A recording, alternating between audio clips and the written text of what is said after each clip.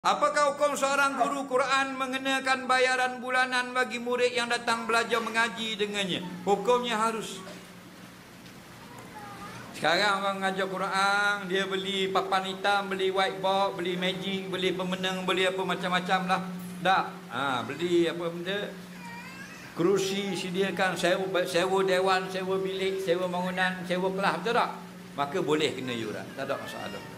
Tak ada masalah. Sama macam di sekolah-sekolah agama yang kenakan yuran 150 sebulan, 200 sebulan, sama macam pasti tadika ke bayar 280 ke 115 ke sebulan, padahal dalam tu ada ngaji dan sebagainya. Hukumnya harus.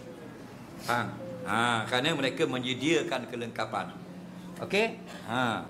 Yang tak berapa elok kita letakkan harga ialah kita tak sediakan kelengkapan. Kita dijemput ceramah macam malam ni, tak, kita dijemput mengajar agama saja, tidak ada kelengkapan yang kita bawa, semua disediakan oleh masjid, maka tak payah kata harga. Orang bagi berapa pun halal.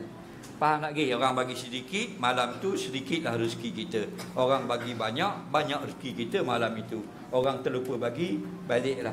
Ada rezeki malam tu. Faham? Jangan bila orang call, boleh bayar deposit tu. Saya 2,000 deposit. Faham? Jangan main jual harga lagu tu. Dah? Pandai benar mu, sampai 2,000 deposit.